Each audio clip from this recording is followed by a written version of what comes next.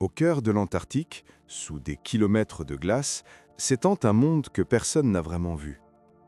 Des lacs isolés depuis des millions d'années, des rivières cachées, des champs magnétiques qui se dérèglent et des anomalies que la science peine encore à comprendre. Ici, la Terre garde ses secrets les plus anciens. Chaque couche de glace est une page du temps, chaque battement de vent un rappel de ce que nous ignorons encore. Ce soir, descendons sous la calotte blanche, là où la planète murmure encore ses mystères.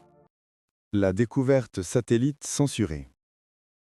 Le vent souffle doucement au-dessus du continent blanc. Un silence si pur qu'il semble presque irréel. Là-bas, sous des kilomètres de glace, le monde garde encore des secrets que nous n'avons pas appris à écouter. C'était en 2018. Un chercheur amateur passionné de cartographie explorait les images satellites de Google Earth.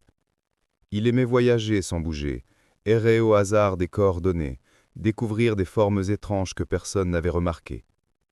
Ce jour-là, quelque part dans la région de la terre de la reine Maude, il tomba sur quelque chose d'improbable. Une forme géométrique, presque parfaite, émergeait de la glace. 3 angles nets, une symétrie troublante, comme si un morceau d'architecture dormait là depuis des millénaires. Il prit une capture d'écran, la partagea sur un forum. Certains y virent une illusion d'ombre, d'autres une base secrète, d'autres encore, les restes d'une civilisation oubliée. Rien de plus qu'un débat de passionnés, jusqu'à ce que 3 jours plus tard, l'image disparaisse. À sa place, une surface floutée, comme si la zone avait été recouverte numériquement. Google ne fit aucun commentaire, et le mystère grandit. Peut-être n'était-ce qu'un artefact optique, une erreur d'algorithme, mais pour beaucoup, cette disparition soudaine confirmait qu'il y avait là quelque chose qu'on ne devait pas voir. Certains évoquèrent la présence d'un réseau de cavernes sous la glace, d'autres parlèrent de structures triangulaires découvertes par les militaires dès les années 50. Des images floues, parfois retouchées, commencèrent à circuler. Les légendes, elles, prirent racine. Mais si l'on ferme les yeux un instant, et qu'on imagine ce lieu, un plateau glacé à perte de vue, le vent qui balaie tout, un froid qui ne pardonne pas. Sous la surface, la roche ancienne, prisonnière depuis des millions d'années, et peut-être une forme que la glace n'a pas entièrement effacée. Qu'importe qu'elle soit naturelle ou non, ce qu'elle réveille en nous, c'est la fascination du cachet, le besoin de croire que la Terre n'a pas encore tout dit, que sous la blancheur immobile, il reste encore des choses à découvrir. Les scientifiques parlent d'artefacts géologiques, de formations triangulaires nées de la pression de la glace et du relief. Mais la glace, elle, garde ses secrets. Rien ne se perd vraiment ici. Chaque flocon, chaque fragment gelé conserve un souvenir du monde. Alors peut-être dans cette étendue silencieuse, une ancienne base, un temple englouti, ou simplement une coïncidence des formes, tout cela se confond dans la même rêverie. Car le mystère, souvent, ne réside pas dans ce qu'on voit, mais dans ce qu'on nous empêche de voir. Quand la nuit retombe sur l'Antarctique, tout s'efface à nouveau. La forme, les pixels, les preuves.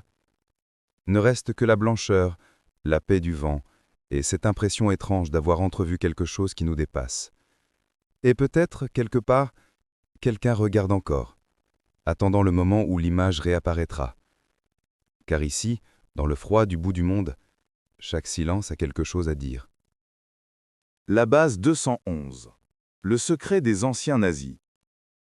Sous les vents glacés du Sud, bien au-delà des routes humaines, s'étend une terre que personne ne revendique vraiment. Un continent où le temps semble suspendu, où chaque pas laisse une empreinte aussitôt effacée par la neige. C'est ici que, depuis plus d'un demi-siècle, circule l'une des histoires les plus persistantes, celle de la mystérieuse base 211. Tout aurait commencé dans les années 1940, alors que la guerre déchirait le monde. Des navires allemands auraient appareillé vers le sud, chargés de matériel, de scientifiques et d'objectifs restés flous. Les archives évoquent une expédition appelée Neuschwabenland, officiellement destinée à cartographier une région inexplorée. Mais selon certains témoins, l'expédition aurait eu un autre but, installer une base secrète dans les montagnes de la reine Maude. Une base souterraine, à l'abri des regards, sous des kilomètres de glace. L'endroit idéal pour se cacher ou pour recommencer. Des décennies plus tard, des chercheurs amateurs, des explorateurs du web, reprirent cette légende. Ils parlaient de tunnels creusés par la chaleur géothermique, de cavernes naturelles, d'étranges structures visibles sur d'anciennes photos aériennes. Et toujours ce même nom revenait, presque comme un murmure, base 211. Certains disaient qu'après 1945, plusieurs sous-marins allemands auraient disparu dans l'Atlantique Sud, sans jamais être retrouvés. D'autres affirmaient que, longtemps après la guerre, des signaux radio d'origine inconnue avaient été captés depuis les glaces du pôle. Rien n'a jamais été prouvé, mais le silence des archives, lui, a nourri le mystère. On raconte que dans les années 50, une opération américaine, High Jump, aurait tenté d'explorer cette région isolée.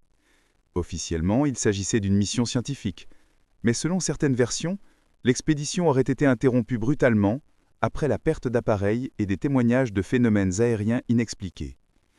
Depuis, les hypothèses s'entremêlent, bases abandonnées, technologies oubliées, ou simples mirages entretenus par l'imaginaire collectif.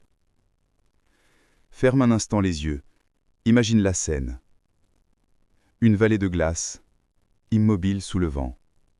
Des montagnes qui se dressent comme des murailles de cristal, et tout au fond, une ouverture à peine visible, un passage vers les entrailles du continent. Là, dans le silence absolu, la température ne change presque pas. Les machines se seraient tues depuis longtemps, mais l'air garde encore une mémoire, celle de pas, de voix, de présences humaines qui ne devraient pas être là. Peut-être n'y a-t-il rien, seulement le vide et la glace, peut-être aussi qu'un secret y sommeille, figé dans le froid, protégé par le temps. Car l'Antarctique, plus qu'autre lieu, aime dissimuler ce qu'elle a vu.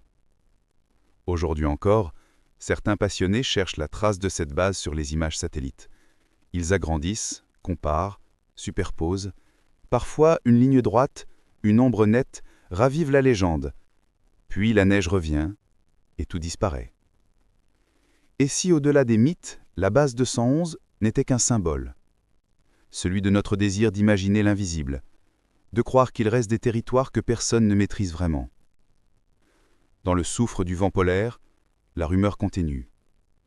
Un écho discret, perdu dans la blancheur. La base 211, personne ne l'a jamais trouvée, et pourtant tout le monde en parle. Les pyramides sous la glace. Sous l'éternel silence du pôle, la glace se soulève et se replie comme un océan figé. Vue du ciel, elle paraît uniforme, infinie. Mais parfois, les satellites révèlent des formes qui défient la logique, des lignes trop droites, des angles trop parfaits. Et l'imagination s'éveille. C'est en 2012 que les premières images ont circulé. Dans une région reculée, à l'est de l'Antarctique, on distingue 3 sommets presque identiques, disposés en triangle, comme si une main invisible les avait alignés. Certains y voient de simples montagnes couvertes de neige. D'autres, des pyramides, pas naturelles, pas humaines non plus. Les images ont rapidement envahi Internet. Des chaînes de télévision, des sites de passionnés, des chercheurs curieux ont tenté de comprendre. Comment expliquer une telle symétrie ? La nature aime le chaos, les courbes, l'érosion. Mais là, tout semble dessiné, ordonné, intentionnel. Des géologues ont parlé de nunataks, des pics rocheux émergeant de la glace, sculptés par le vent et le froid. Une explication raisonnable. Mais les légendes, elles, ne s'arrêtent pas à la raison. Certains avancent qu'avant la dernière ère glaciaire, l'Antarctique aurait été libre de glace, habité, peut-être même civilisé. Une hypothèse que les anciens textes évoquent parfois sous d'autres noms, la terre d'Hyperborée, ou encore le royaume perdu de Mu. Et si ces pyramides étaient les traces d'un âge oublié, les restes d'un peuple venu avant nous, enseveli par le temps et par le froid? Ferme les yeux un instant. Imagine-toi marchant sur ce désert blanc. Devant toi, 3 monts immenses, luisant sous la lumière diffuse du soleil austral. Le vent siffle doucement entre leurs arêtes. comme un souffle ancien. Tu poses la main sur la glace. Dessous, tu sens la roche, dure, polie, régulière. Une impression étrange s'installe. Ce lieu n'est pas vide. Il te regarde. Plusieurs expéditions ont tenté d'approcher ces reliefs. Les conditions sont extrêmes. Tempête soudaine, froid mordant, isolement total. Aucune étude complète n'a pu être menée. Alors, le doute demeure. Et dans le doute, le mystère grandit. Certains chercheurs indépendants ont comparé les coordonnées de ces pyramides à celles de la grande pyramide de Gizeh. Les alignements, disent-ils, ne sont pas dus au hasard. Comme si la Terre elle-même suivait un schéma secret, un réseau invisible de géométrie sacrée. Mais qu'importe au fond que ces pyramides soient des montagnes ou des monuments. Ce qui nous fascine, c'est leur simple existence.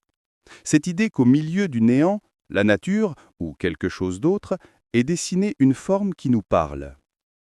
La glace garde tout. Les fossiles, les vents, les souvenirs. Peut-être qu'un jour, elle se fendra, révélant enfin ce qui dort dessous. Mais d'ici là, le mystère demeure, apaisant, immobile, comme le battement lent du continent lui-même. Sous la blancheur infinie, 3 silhouettes veillent, alignées face au vent. Elles ne disent rien. Elles n'ont rien à prouver. Elles attendent simplement que le monde soit prêt à les écouter. Le vol perdu de l'amiral Byrd. Le ciel de l'Antarctique est d'un bleu pâle, presque blanc. Un ciel sans repère, où le temps semble se dissoudre. C'est là, dans cet infini glacé, qu'un homme a vécu l'une des histoires les plus étranges du XXe siècle. Son nom, l'amiral Richard Evelyn Byrd.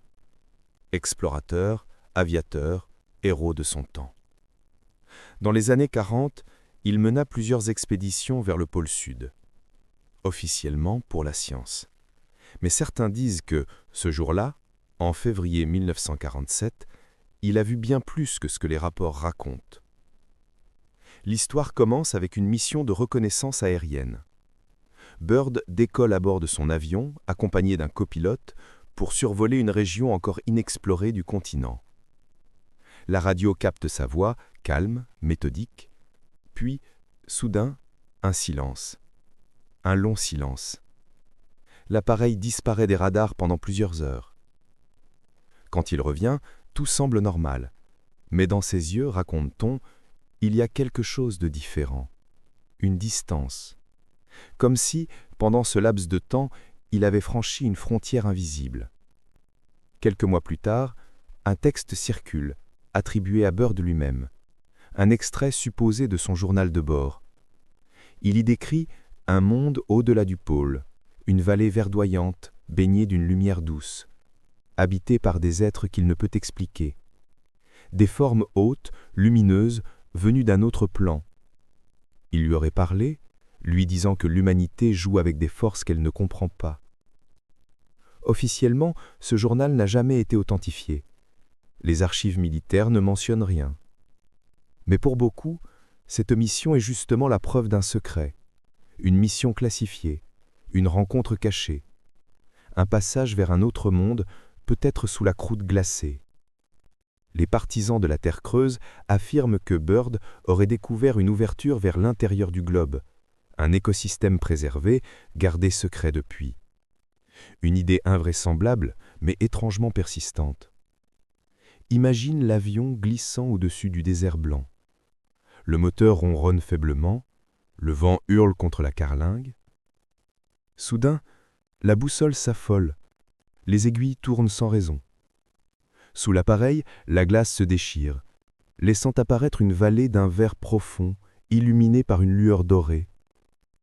Tout ce que l'on croyait savoir s'efface. Peut-être n'était-ce qu'une illusion, un mirage né de la solitude et du froid. Ou peut-être que Byrd a vraiment aperçu un monde caché, une dimension silencieuse que la science n'a pas encore comprise. Les rapports officiels concluent simplement à une panne d'instruments. Mais le journal apocryphe continue de circuler. Il parle d'un message destiné à l'humanité, d'un avertissement transmis par ceux qui veillent depuis longtemps sur la Terre. Qu'on y croit ou non, cette histoire nous touche parce qu'elle pose une question simple. Et si tout ce que nous voyons n'était qu'une surface? Et si, sous la glace, derrière le froid, existait encore un espace où l'inconnu respire doucement? L'amiral Byrd est mort sans jamais confirmer ni démentir. Ses notes sont dispersées, ses cartes incomplètes, mais quelque part dans le silence des vents du sud, son vol continue, invisible, suspendu entre le réel et le rêve. Les signaux du lac Vostok. Sous 4 kilomètres de glace, à l'abri de toute lumière, se trouve un monde que personne n'a jamais vu. Un lac immense, silencieux, isolé du reste de la planète depuis plus de 15 millions d'années. Son nom, Vostok. Un nom froid, presque mécanique. Et pourtant, derrière ces syllabes se cache l'un des lieux les plus mystérieux de la Terre. Découvert dans les années 70 par des relevés sismiques, le lac Vostok est devenu une obsession pour les chercheurs. Un océan souterrain, prisonnier sous la calotte antarctique. Une bulle d'eau liquide, maintenue par la chaleur de la Terre, à l'écart de tout contact avec la surface. Un refuge parfait pour l'inconnu. Pendant des décennies, les scientifiques n'ont pas osé percer la glace, de peur de contaminer l'écosystème qui y sommeille. Mais en 2012, après des années de forage, les Russes ont enfin atteint la couche d'eau. Et c'est alors que les premières anomalies sont apparues. Les instruments ont capté des sons, pas des bruits mécaniques, ni des craquements de glace, des pulsations, régulières, profondes, comme un battement ou un appel. Les enregistrements ont duré plusieurs minutes avant de s'interrompre brusquement. Certains chercheurs ont parlé de phénomènes naturels, bulles d'air, mouvements thermiques, mais d'autres, plus prudents, ont simplement dit « nous ne savons pas ».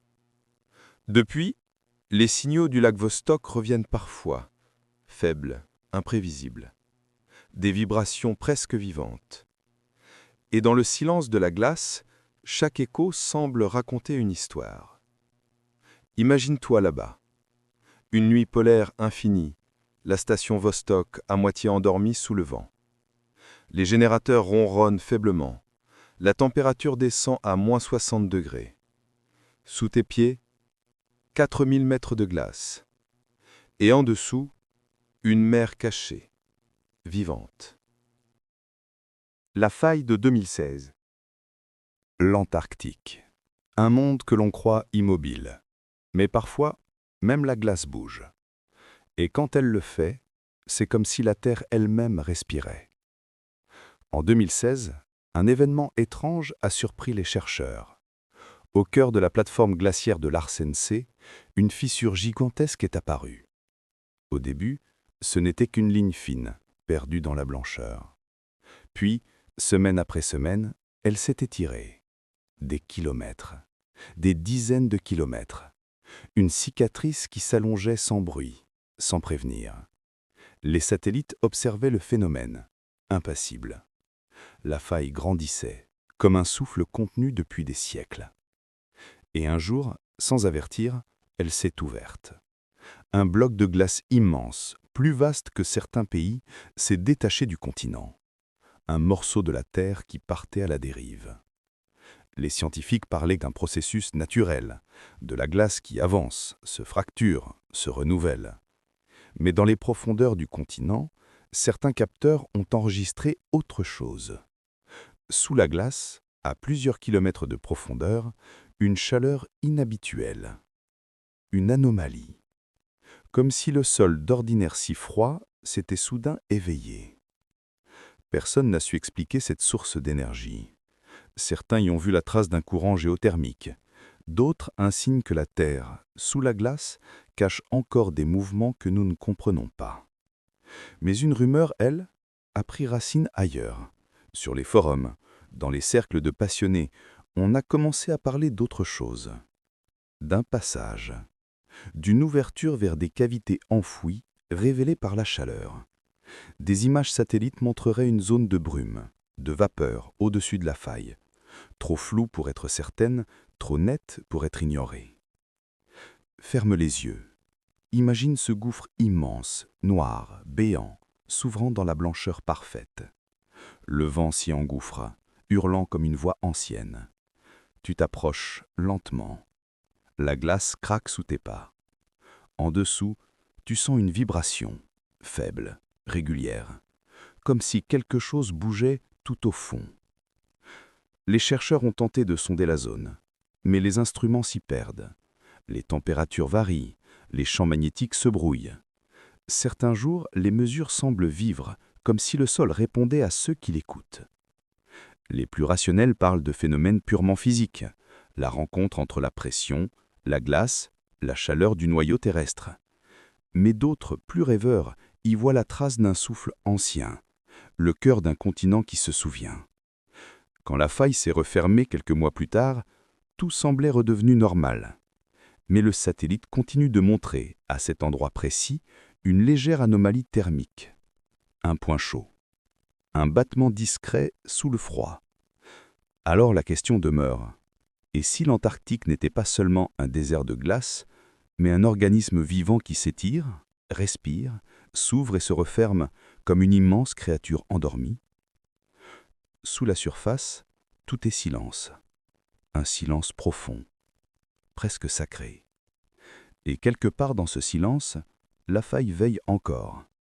Invisible, mais présente. Comme un rappel que même le monde le plus figé cache en lui le mouvement, la chaleur, la vie. Les archives classifiées. Le froid conserve tout. Les traces, les corps, les souvenirs.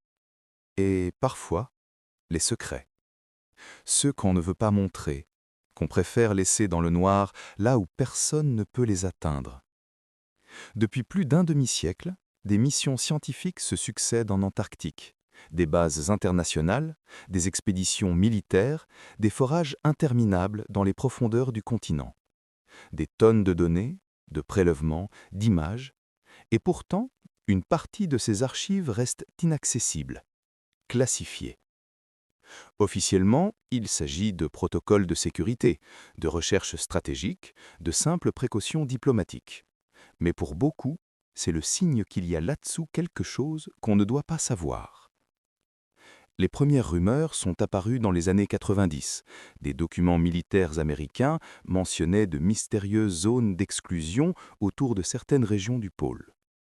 Des couloirs aériens interdits, des cartes incomplètes, des anomalies magnétiques jamais expliquées. Certains pilotes affirmaient avoir vu des lumières étranges, des structures isolées, puis reçu l'ordre de se taire. En 2002, une fuite supposée sur un forum spécialisé parlait d'un complexe Oméga, une zone interdite d'accès où se trouveraient des installations expérimentales sous la glace. Aucune preuve, bien sûr, mais ce nom Oméga a résonné, comme un écho dans le silence du continent. Plus récemment, des chercheurs indépendants ont remarqué que certaines images satellites autrefois publiques avaient été remplacées par des versions floutées, des zones effacées, des taches numériques dans un monde pourtant si pur. Officiellement, il s'agit d'erreurs techniques. Officieusement, chacun y voit ce qu'il veut. Ferme les yeux un instant. Imagine ces archives enfermées dans des coffres, quelque part, peut-être à Washington, peut-être ailleurs, des bobines de films, des photos anciennes, des rapports d'expédition jamais publiés. Les pages jaunies racontent des choses que personne ne lit plus. Un lac qui chante, une lumière observée sous la glace, un signal capté, puis effacé des registres. Peut-être n'y a-t-il là rien de plus que de la routine scientifique, des expériences abandonnées. Mais le mystère, lui, s'alimente du silence. Et plus les portes restent closes, plus l'imaginaire s'y engouffre. Pourquoi tant de précautions autour d'un territoire que personne ne possède ? Pourquoi tant de flou là où la science prétend à la transparence ? Et si derrière les rapports, les chiffres, les images, il y avait une autre vérité, celle qu'on garde parce qu'elle dérange, parce qu'elle change tout. Sous la glace, le monde semble endormi, mais dans les bureaux, dans les centres de recherche, dans les serveurs cachés, les données s'empilent, gardées par le temps et par la peur de ce qu'elles contiennent. Peut-être qu'un jour, quelqu'un ouvrira ces archives. Peut-être qu'elles ne révéleront rien d'autre que des chiffres, des mesures, des cartes. Ou peut-être qu'entre deux pages, on trouvera une photographie, floue, ancienne, impossible à expliquer. Jusque-là, les archives restent fermées, scellées dans le silence, comme tout ce qui appartient à l'Antarctique. Un continent blanc, et pourtant rempli d'ombre. Le lac sous-glaciaire Vostok. Sous la blancheur absolue de l'Antarctique, il existe un feu invisible, un feu ancien, patient, enfoui. Là où tout semble figé, où la glace règne en silence, la Terre continue pourtant de respirer, lentement, profondément. On l'appelle le mont Erebus, un nom venu de la mythologie grecque. Ereb, le dieu des ténèbres, né du chaos. C'est le volcan actif le plus austral du monde, un sommet solitaire dressé au bord de la mer de Ross. De loin, on dirait une simple montagne de neige, immobile sous le vent. Mais à son sommet, un lac de lave bouillonne sans interruption depuis des décennies, éclairant parfois les nuages d'un rouge lointain. Le feu et la glace, ici, cohabitent depuis toujours. Les scientifiques y montent parfois, lentement, par moins 30 degrés, chargés d'instruments et d'inquiétudes.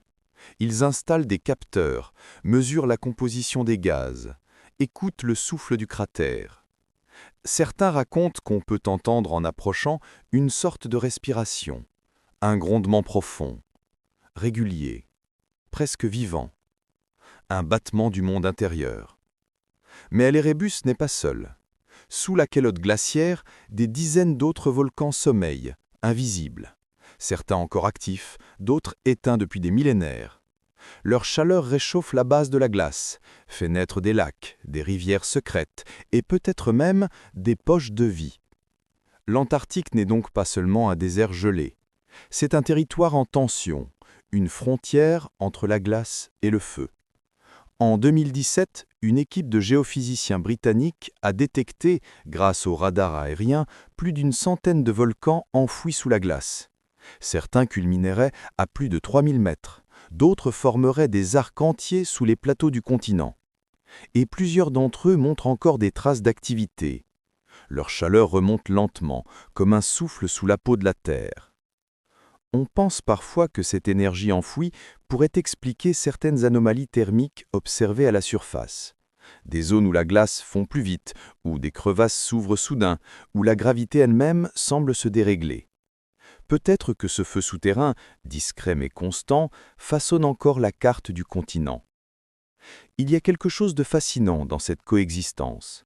La glace la plus ancienne du monde reposant sur une terre encore ardente. Deux extrêmes qui se tiennent, sans jamais s'annuler. Le froid absolu et la chaleur primitive, la mort apparente et la vie en mouvement.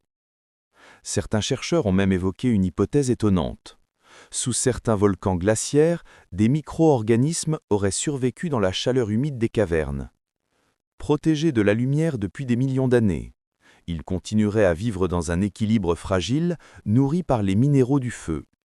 Une vie qui n'a jamais connu le ciel. Quand on regarde les images satellites de l'Antarctique, on devine parfois des lignes étranges, des traces de chaleur qui remontent du sol, des cicatrices dans la blancheur, comme si la Terre, sous sa couverture de glace, essayait encore de parler. Le volcan sous la glace n'est pas seulement un phénomène géologique, c'est un symbole. Il nous rappelle que sous l'immobilité apparente, quelque chose veille. Que la planète, même là où tout semble mort, garde un cœur incandescent. Les chercheurs redoutent parfois qu'un jour, une éruption plus puissante perce la calotte, libérant une chaleur capable de bouleverser l'équilibre du continent. Mais d'ici là, le feu continue son œuvre, lentement, sans bruit. Il sculpte, il réchauffe, il attend. Sous la glace, le volcan ne dort pas, il rêve. Et dans ce rêve, il garde vivante la mémoire du monde d'avant le froid. Les microbes anciens réveillés. Le lac dort, sous la glace, depuis des millions d'années.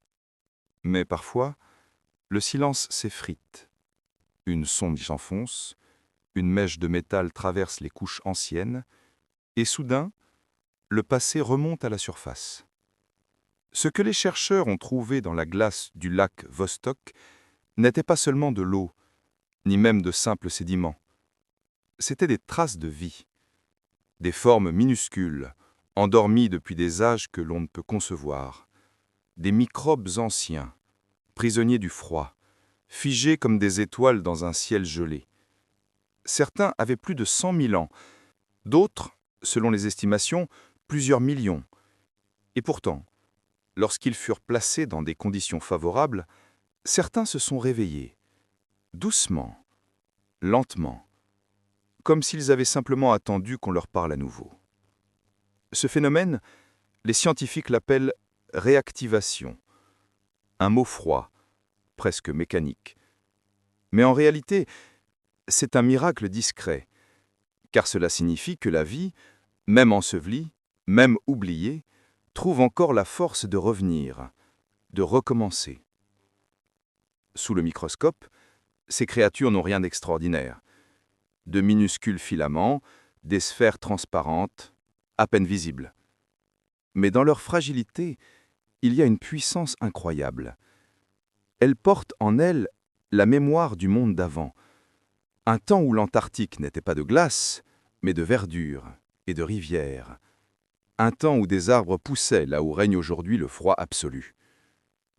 Quand on observe ces formes s'éveiller, on a l'impression d'assister à quelque chose de sacré, un souffle ancien qui traverse la matière, un rappel que la vie ne disparaît jamais vraiment, elle se transforme, elle attend, elle écoute. Imagine ces cellules minuscules, immobiles depuis l'aube du monde. Leur silence n'est pas mort, c'est un silence d'attente. Elles ont vu passer les airs, senti les continents glisser, entendu la glace se former au-dessus d'elles. Et un jour, la chaleur d'une main humaine, un rayon de lumière, un souffle d'air, et elles revivent. Les chercheurs les ont étudiées avec prudence. Certains ont parlé de simples bactéries, d'autres ont remarqué des séquences génétiques inconnues, comme si certaines de ces formes de vie n'avaient aucun lien avec ce que nous connaissons aujourd'hui.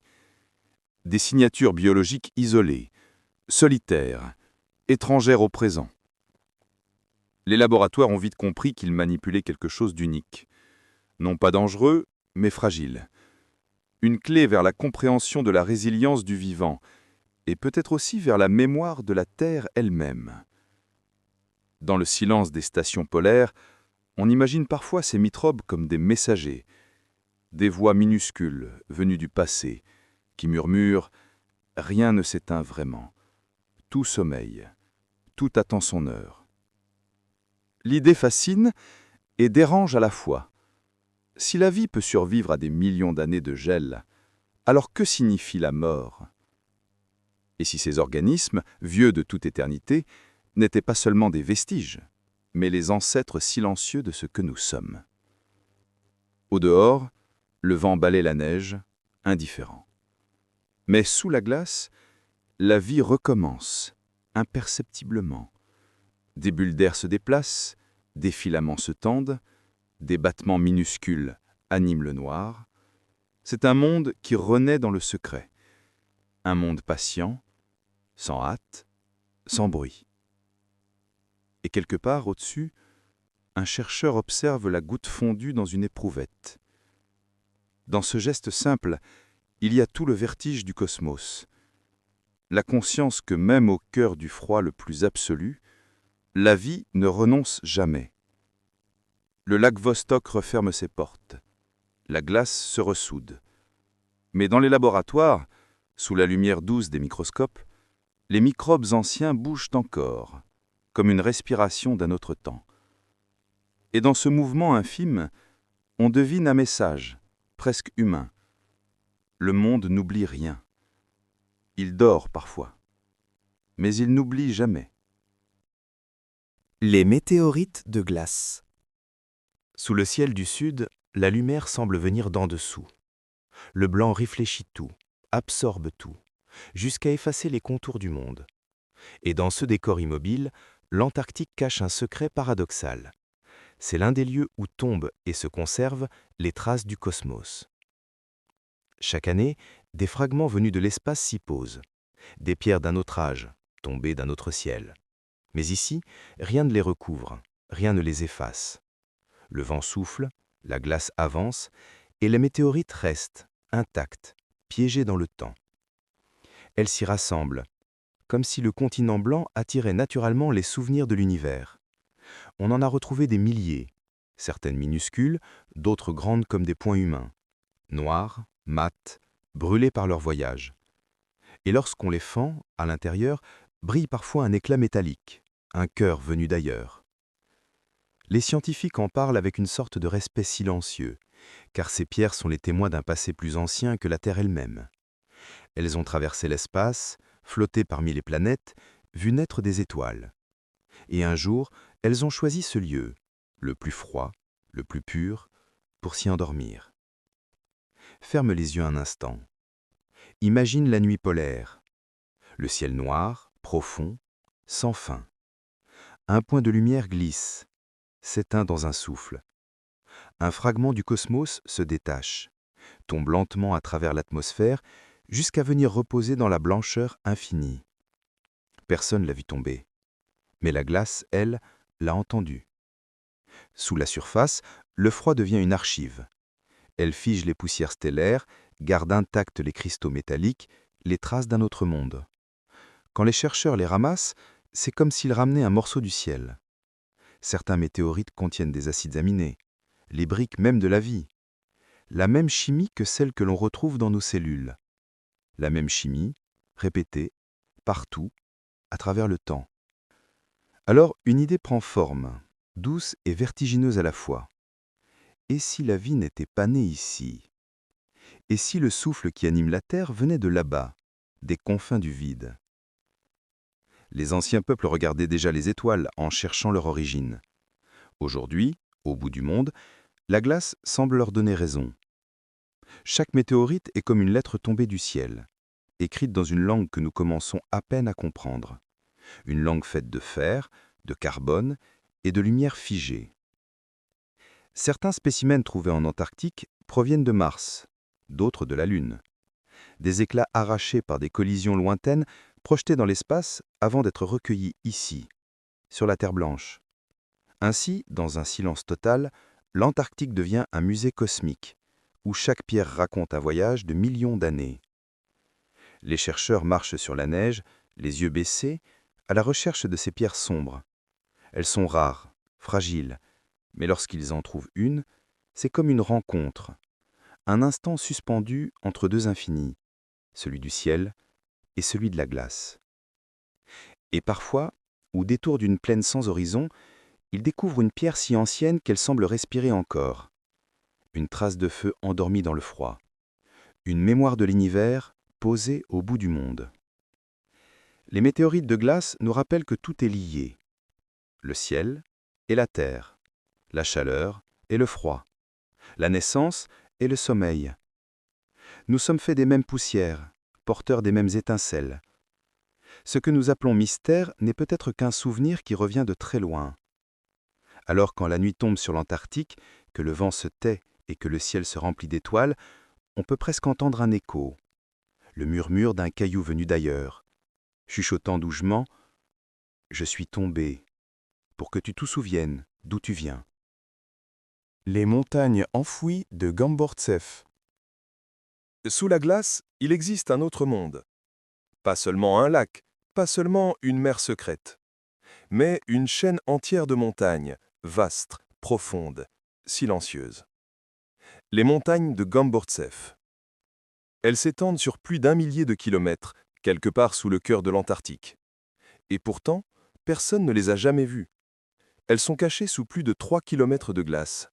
Invisibles, mais bien là, dessinées par les instruments, devinées par les ondes. Un relief fantôme, aussi haut que les Alpes, aussi ancien que les premiers continents. Quand les chercheurs les ont découvertes, ce fut un vertige. Comment un tel massif a-t-il pu exister et survivre à des millions d'années d'érosion, recouvert sans jamais disparaître? Certains disent que la glace l'a protégé, qu'elle l'a conservé comme une vitrine de pierre, un souvenir intact d'un temps où la Terre respirait différemment. Imagine un instant ce monde enfoui. Des pics acérés, des vallées profondes, des lacs gelés suspendus dans le noir. Un paysage entier, scellé sur le temps. Là où tout devrait être mort, il y a encore la forme du mouvement, la trace d'un ancien vent, d'une pluie qui n'existe plus. Les montagnes de Gamburtseff sont parfois appelées les Alpes invisibles. Elles rappellent ce que la Terre garde en secret, loin du regard humain. Chaque radar qui les effleure en révèle un peu plus, des pentes, des crevasses, peut-être des rivières souterraines.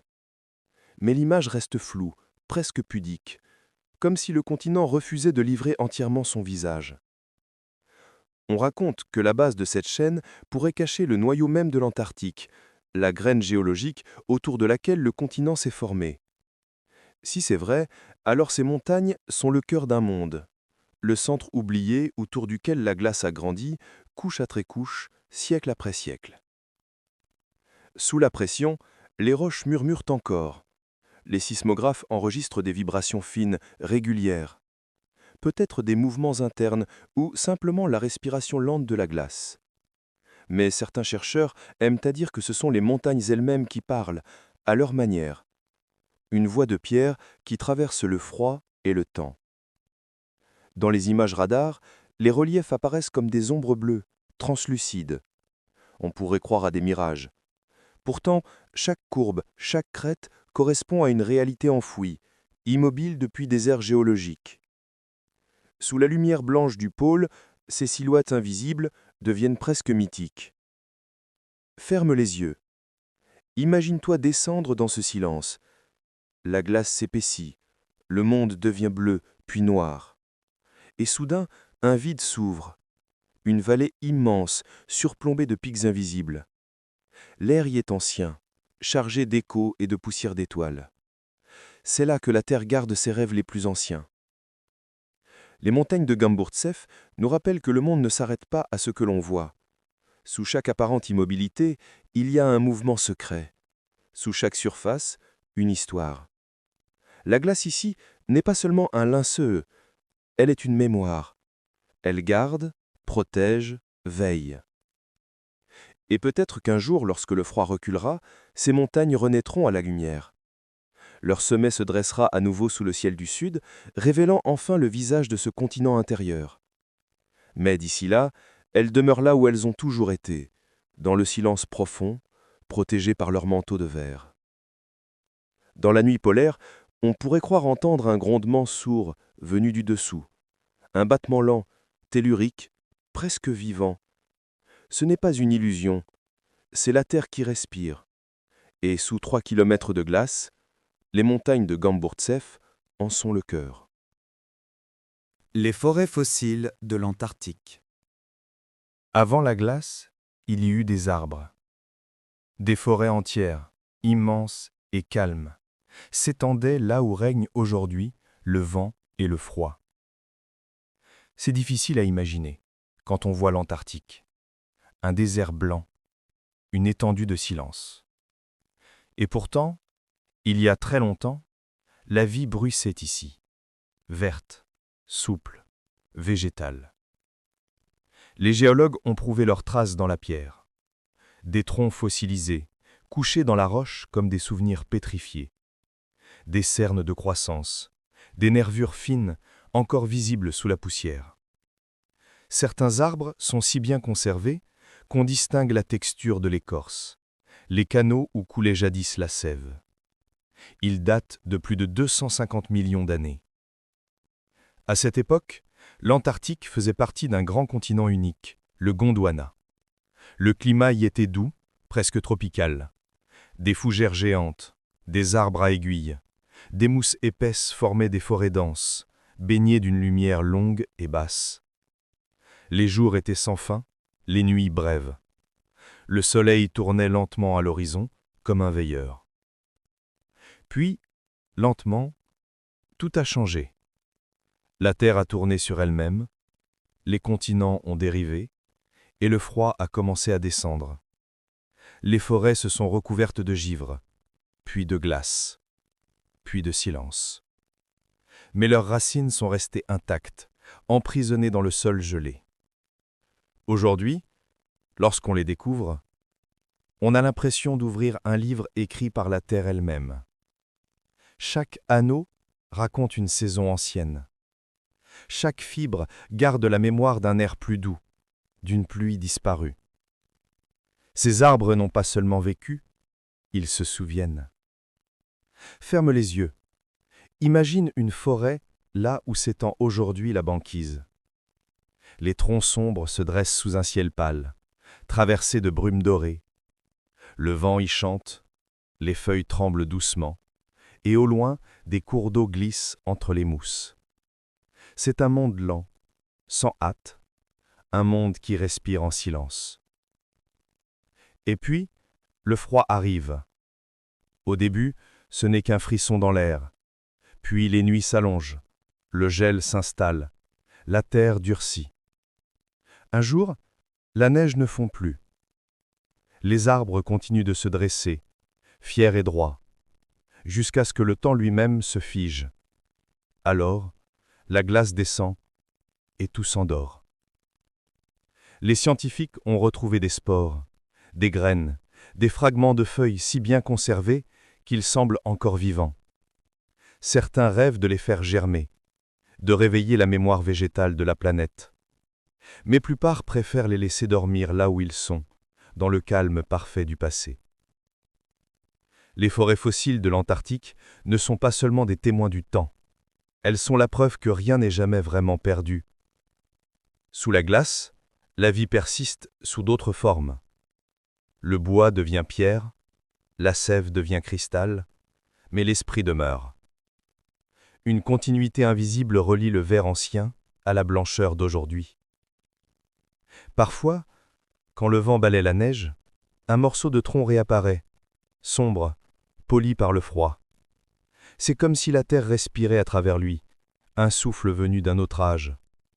Les chercheurs le ramassent avec précaution, le tiennent dans leurs mains gantées et le regardent longtemps, en silence.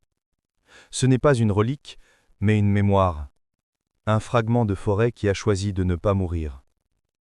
Et dans cette pensée simple et immense, il y a tout le paradoxe du continent blanc. Qu'ici, au bout du monde, là où tout semble figé, la vie n'a jamais cessé de murmurer. La rivière sous la calotte.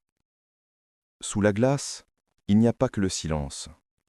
Il y a le mouvement, infime, caché, passion. Une rivière s'y écoule, invisible, serpentine, glissante entre les couches de glace comme une pensée souterraine. On l'appelle parfois la rivière fantôme, car personne ne l'a jamais vue directement. Elle n'a pas de lit stable, pas de rive fixe. Elle suit les pentes secrètes du continent, se déplace lentement portée par la pression et la chaleur du monde d'en dessous. Son existence n'a été devinée qu'à travers des murmures, de faibles variations de densité, de légers décalages dans les ondes radars. Et pourtant, elle coule. Depuis des milliers d'années, sans jamais s'arrêter. Une artère liquide au cœur du froid, reliant les lacs sous-glaciaires entre eux. Un réseau caché, presque organique. Certains disent que c'est le système circulatoire de la calotte. Une veine d'eau qui garde la glace vivante. Imagine-la, sinuant dans le noir absolu. L'eau y est sombre, dense, saturée de minéraux et de silence.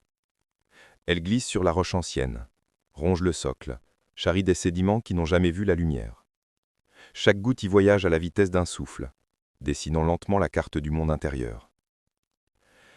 Les chercheurs ont tenté de la suivre. Ils ont envoyé des radars, des modèles, des hypothèses. Mais la rivière échappe toujours. Elle se déplace, se divise, se reforme ailleurs. Elle semble vivante, presque consciente, comme si elle savait se cacher, préservant son mystère.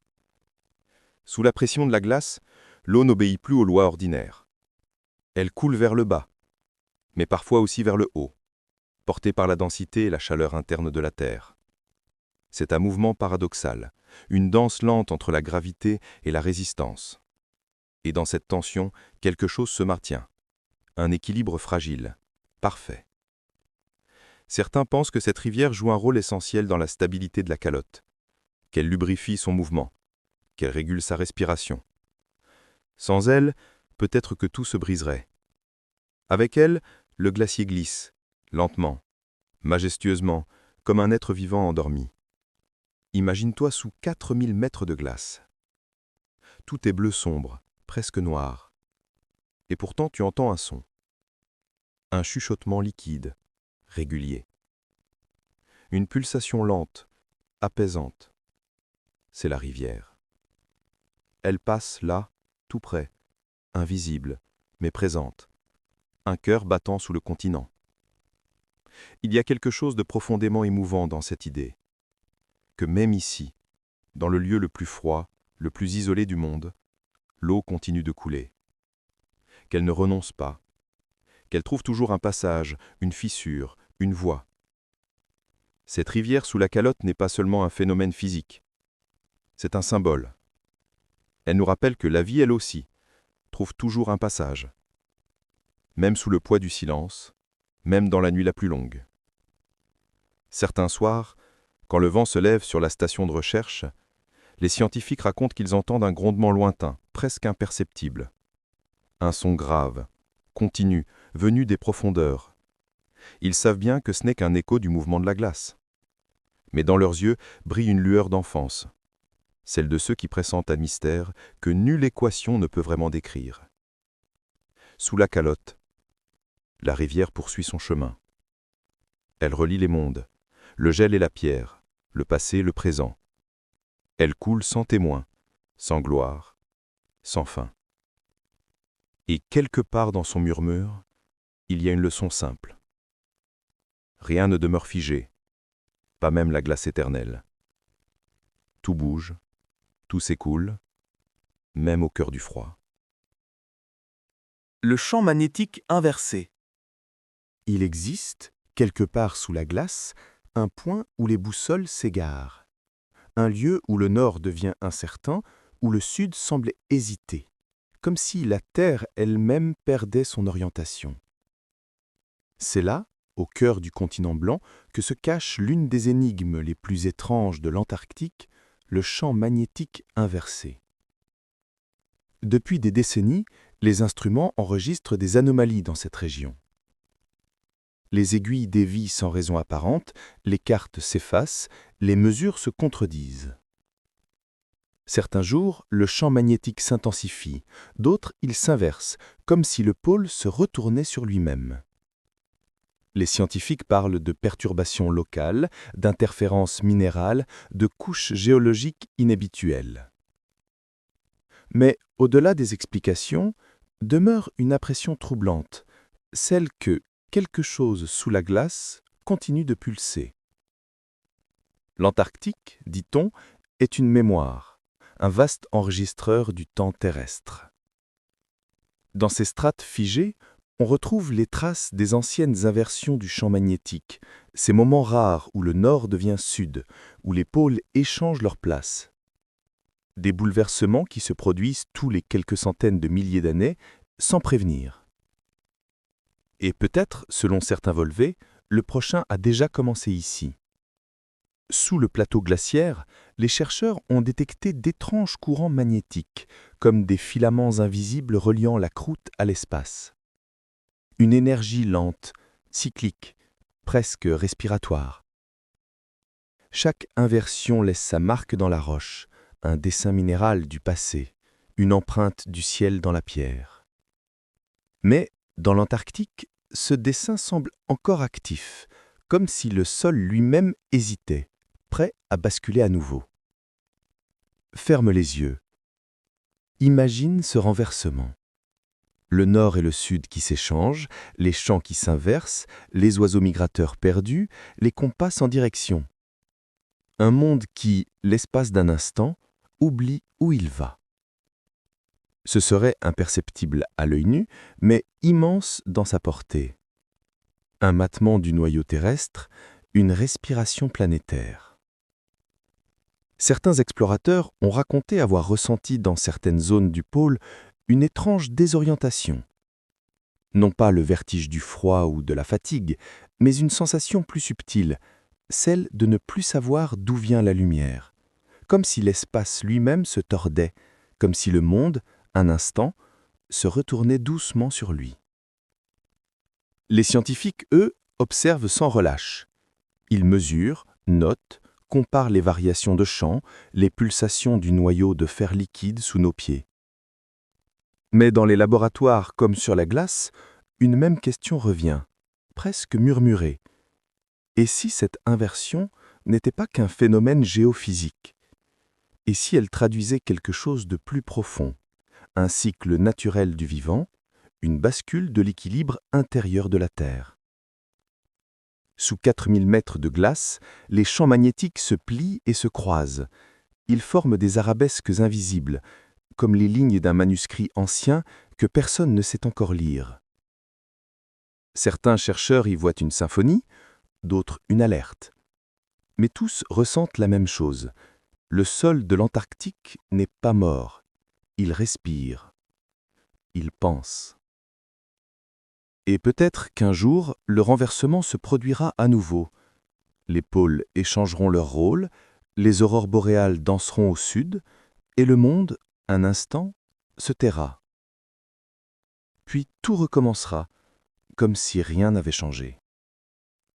Dans ce silence blanc, les champs magnétiques continuent leur lente dérive. Ils s'enroulent, se mêlent, se déploient dans l'invisible. Une danse que personne ne voit, mais que tout le vivant ressent d'une manière ou d'une autre. Car au fond, l'inversion n'est peut-être pas une rupture, c'est un retour. Un cycle, une respiration du monde, un rappel que même la Terre a ses battements de cœur. Sous la glace, le magnétisme veille. Et quand le vent du sud souffle, quand tout semble immobile, on pourrait presque l'entendre, le murmure lent de la planète qui s'inverse, en silence. Les anomalies gravitationnelles. Il y a des endroits sur Terre où la gravité semble vaciller, des lieux où les lois les plus anciennes se dérèglent doucement, comme si le monde, par instant, hésitait à se souvenir de sa propre cohérence. L'Antarctique en fait partie. Sous ces kilomètres de glace, les satellites ont détecté une chose étrange, une variation subtile du champ gravitationnel. Un creux invisible, une absence de masse, un déséquilibre qui défie l'explication. Ce n'est pas une illusion, les mesures sont formelles. Quelque chose là-dessous pèse moins que ce qu'il devrait. On appelle cette région l'anomalie de Wilkes Land, un nom sec, presque administratif. Mais derrière ces mots, il y a une énigme planétaire. Car sous la glace, les instruments montrent une vaste zone circulaire, profonde, silencieuse, d'une densité anormalement faible, comme si une cavité colossale sommeillait dans le socle du continent. Les premières hypothèses ont parlé d'un cratère, celui peut-être d'une météorite tombée il y a des millions d'années, bien avant que la glace ne vienne recouvrir la Terre. Un impact si violent qu'il aurait modifié la rotation du globe, provoqué des extinctions, changé le climat. Mais d'autres chercheurs, plus prudents, n'y voient qu'une énigme géologique. Un vide, un silence dans la pierre. Ferme les yeux. Imagine ce vide. Un gouffre sous la glace, vaste comme un océan. La roche s'y plie, la gravité y fléchit, le sol lui-même semble respirer autrement. Comme si la Terre, ici, t'attirait un peu moins. Certains disent que ce déséquilibre n'est pas seulement géologique, que la gravité à cet endroit répond à une autre logique, à un centre plus ancien. Des modèles suggèrent que sous le continent dort une masse de roches chaudes, ou peut-être le vestige d'un ancien océan intérieur. Mais d'autres voix, plus rêveuses, évoquent une possibilité différente, celle d'une structure ensevelie, perdue dans le temps. Les anomalies gravitationnelles ont toujours fasciné, car elles rappellent que la Terre n'est pas uniforme. Elle n'est pas un globe tranquille, figé dans ses lois. Elle est faite de courants, de densité, de respiration lente. Chaque irrégularité, chaque déviation du champ raconte une histoire, celle de la matière qui se souvient, du poids du passé inscrit dans la pierre. Sous la glace, le champ de gravité oscille, imperceptiblement. Les satellites le ressentent avant nous, comme un battement infime. Un écho du noyau terrestre, ou peut-être autre chose. Car les anomalies ne se contentent pas de déformer l'espace, elles troublent aussi le temps. Là où la gravité change, le rythme change aussi. Les secondes se dilatent, s'étirent à peine, mais juste assez pour que la Terre, ici, batte un peu plus lentement. Les chercheurs mesurent, corrigent, modélisent, mais plus ils affinent leurs données, plus le mystère grandit. Rien ne devrait se comporter ainsi. Et pourtant, la déformation est là, stable, persistante, comme une signature oubliée. Peut-être que cette anomalie n'est pas un défaut. Peut-être qu'elle est une mémoire, le souvenir d'un choc, d'un effondrement ou d'un passage, un moment où la Terre a changé d'équilibre et n'a jamais vraiment retrouvé le sien. Dans le silence antarctique, la gravité elle-même semble méditer. Elle n'attire plus, elle écoute. Elle garde, dans ses chiffres, la trace d'un secret enfoui. Quand le vent passe au-dessus de Wilkes Land, il ne sait rien de ce qui repose sous lui. Mais quelque part, dans la glace, le poids du monde se fait plus léger, comme si la Terre, l'espace d'un instant, rêvait d'être libre. Les ruines que personne n'a vues. Sous les kilomètres de glace, dans la nuit éternelle du pôle, il existe peut-être des traces d'un monde disparu. Non pas des empreintes visibles, ni des pierres dressées, mais des formes suggérées, des reliefs enfouis, des alignements que seuls les instruments devinent. Des ruines, peut-être, mais des ruines que personne n'a jamais vues. Tout commence, comme souvent, par une image. Une carte radar, floue, traversée de lignes étranges. Les chercheurs y ont remarqué des motifs géométriques, des angles droits, des couloirs parallèles, des structures qui semblaient artificielles. L'explication officielle parle d'illusions sédimentaires, de fractures naturelles dans la roche. Mais d'autres, plus rêveurs, y voient autre chose, le vestige d'un passé qui précède l'histoire. Certains pensent que ces ruines appartiennent à une civilisation oubliée, engloutie par la glace bien avant l'aube de l'humanité. Un peuple qui aurait connu la Terre avant le froid, avant la dérive des continents, peut-être même avant la mémoire. D'autres imaginent qu'il ne s'agit pas d'une cité, mais d'un temple, un lieu de passage, de culte ou de science, un point de rencontre entre les âges. Ferme les yeux. Imagine le continent sans glace, une terre vaste, verte, parcourue de rivières et de forêts. Le soleil tourne lentement, dessinant sur les montagnes de longues ombres dorées. Et là, au centre, se dresse une structure immense, une architecture minérale, patiemment taillée dans la pierre. Les vents y murmurent des langues disparues, les étoiles s'y reflètent comme dans un miroir, puis vient le froid, la neige, la glace, les siècles, et tout disparaît. Les chercheurs ont trouvé, dans certains échantillons de carottes glaciaires, des particules d'origine inconnue, fragments de minéraux qui ne devraient pas être là. D'autres ont parlé d'anomalies électromagnétiques dans certaines zones précises, comme si le sol réagissait différemment, comme s'il gardait en lui la mémoire d'un ancien contact. Mais rien n'a jamais été prouvé. Et c'est peut-être mieux ainsi. Car parfois, le mystère vit de son absence de preuves. Il respire dans le doute, dans la lenteur du non-dit. Ces ruines invisibles, qu'elles soient réelles ou imaginées, nous rappellent une chose essentielle, que la Terre a connu des formes que nous avons oubliées, et que ce que nous appelons le passé n'est peut-être qu'un palimpseste, un texte ancien réécrit sans fin sous nos pieds.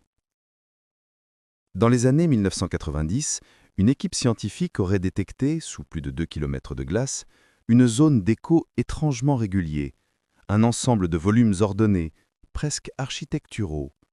Les données furent classées, puis jamais publiées. Officiellement, il ne s'agissait que d'erreurs d'interprétation. Mais le doute demeure, et dans le silence de la banquise, certains disent encore qu'ils rêvent parfois de murs, d'escaliers, de portes scellées dans le froid. L'idée d'un monde caché fascine, parce qu'elle prolonge un espoir, celui qu'il existe encore des endroits sur Terre où le mystère respire, des lieux que ni la science ni la raison n'ont complètement conquis, Et l'Antarctique est sans doute le plus grand de ces refuges. Peut-être qu'un jour la glace se fendra, qu'un rayon de lumière descendra jusqu'à ses formes endormies. Alors, pour un instant, le passé et le présent se toucheront, et le monde se souviendra de ce qu'il a été. Mais d'ici là, les ruines demeurent invisibles. Elles reposent dans le froid, sous des millions de tonnes de silence. Personne ne les a vues, mais tous les ont imaginées. Et c'est peut-être cela, leur vraie existence. Un rêve partagé, gelé dans la glace. Les expéditions qui n'ont jamais parlé. Il existe des voyages dont on ne garde aucune trace. Pas de rapport officiel, pas de photos. Juste une rumeur, portée par le vent glacé du Sud. L'Antarctique, depuis un siècle, attire ceux qui veulent comprendre et ceux qui veulent oublier. Des hommes, des femmes, des équipes entières, partis pour observer la glace, mesurer le temps, écouter le silence. Certains en sont revenus, changés à jamais. D'autres n'ont jamais rien dit. On raconte qu'entre les années 1950 et 1980, plusieurs missions privées auraient tenté d'explorer les zones dites blanches, ces régions sans nom, absentes des cartes. Leurs journaux de bord s'arrêtent brusquement. Leurs communications se brouillent. Leurs balises cessent d'émettre, comme avalées par la neige. Et puis, quelques mois plus tard, les survivants reviennent, fatigués, muets, les yeux perdus dans un horizon que personne d'autre ne voit. Certains disent qu'ils ont fait serment de silence, qu'ils ont vu quelque chose qu'ils ne peuvent pas décrire, ou qu'ils n'ont pas le droit de décrire. Des lueurs sous la glace, des formes mouvantes dans le brouillard, des sons qui semblaient venir du sol lui-même. Les rapports officiels parlent de fatigue extrême, de troubles liés à l'isolement. Mais leurs regards, eux, disent autre chose. Quelque chose de plus ancien, de plus profond. Ferme les yeux. Imagine ces tentes perdues dans la tempête, le tissu battu par le vent, les instruments figés par le givre. Au loin, une lumière pâle. Personne ne sait d'où elle vient, mais tous la voient. Et à ce moment-là, plus personne ne parle. Les rares témoignages retrouvés sont fragmentés. Des notes griffonnées à la hâte. Nous ne sommes pas seuls. La glace respire. Ne pas creuser plus bas. Des phrases sans suite, des mots effacés par le froid. Comme si le continent lui-même avait voulu les faire taire. Dans les archives des stations antarctiques, certains registres sont incomplets. Des numéros d'expédition manquent. Des dates ne correspondent plus. Des noms ont disparu. Et personne, jamais, ne pose de questions. Peut-être qu'il n'y a rien d'étrange là-dedans. Peut-être que tout s'est perdu dans le désordre des années, le brouillard des tempêtes, la routine des missions. Mais parfois, la nuit, à la station Concordia, on dit qu'on entend à la radio des fradements de signaux inconnus, des transmissions faibles, anciennes, comme des voix venues du passé, des voix d'expédition qui n'ont jamais parlé. Alors, le vent souffle. Il recouvre tout, et sous son chant, le silence reprend sa place. Car en Antarctique, même les mots finissent par geler. Et seuls les échos savent encore ce qu'ils ont vu. Les stations perdues dans le temps. Sous le vent infini de l'Antarctique, il existe des lieux que personne ne visite plus. Des points sur la carte, effacés depuis longtemps. Des stations abandonnées, perdues dans le blanc. Elles ont été construites à la hâte, souvent dans les années 50 ou 60, au temps où l'homme croyait pouvoir dompter la glace. Des cabanes de métal, des laboratoires minuscules, des antennes dressées vers un ciel sans horizon. On y étudiait le climat, les vents, la géologie. Et puis, un jour, on est parti. Le froid a repris sa place.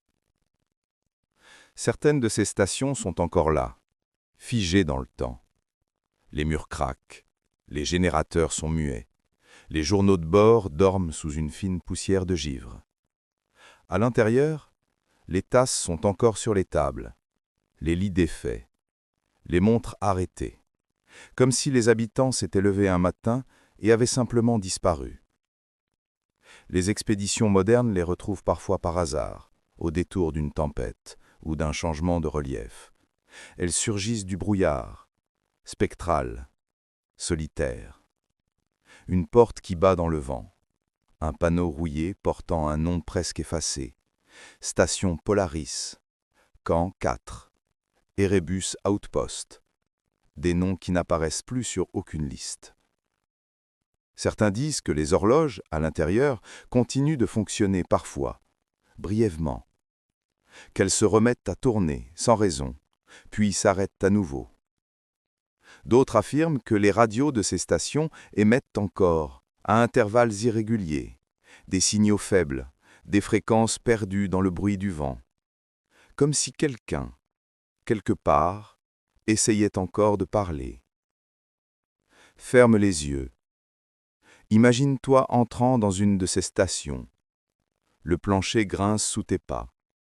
La lumière de ta lampe tremble sur les murs. Tu trouves un carnet, ouvert à la dernière page, une écriture fine, presque effacée, quelques mots seulement. Nous avons vu la lumière sous la glace. Tu relèves la tête. Le silence est total. Un silence si profond qu'il semble absorber le temps lui-même. Peut-être que ces stations sont simplement des témoins oubliés de l'âge héroïque des explorateurs. Peut-être qu'elles ne gardent que la mémoire du froid et des hommes. Mais parfois, la nuit, quand le vent passe sur leurs toits effondrés, on dirait qu'ils chuchotent encore des noms, des prénoms effacés, des voix anciennes revenues du givre. Et si dans cet endroit où tout se fige, le temps ne passait pas vraiment? Si certaines stations, quelque part dans le blanc, continuaient de vivre à leur propre rythme, hors du monde, hors du calendrier? Le froid ici ne détruit pas. Il conserve. Il garde ce qu'il aime. Et peut-être garde-t-il encore les rêves de ceux qui ont voulu comprendre. Sous la glace, le temps n'avance pas. Il attend. Et parfois, quand la brume s'ouvre un instant, on croit apercevoir une lumière au loin, une fenêtre, une silhouette, un éclat. Puis tout disparaît. Les stations perdues dans le temps ne répondent à personne. Elles dorment. Et dans leur sommeil, le continent blanc garde le souvenir de ceux qui un jour ont cru pouvoir l'apprivoiser. Les photographies effacées. Il y a des images qui ne vieillissent pas, et d'autres qui disparaissent, sans raison.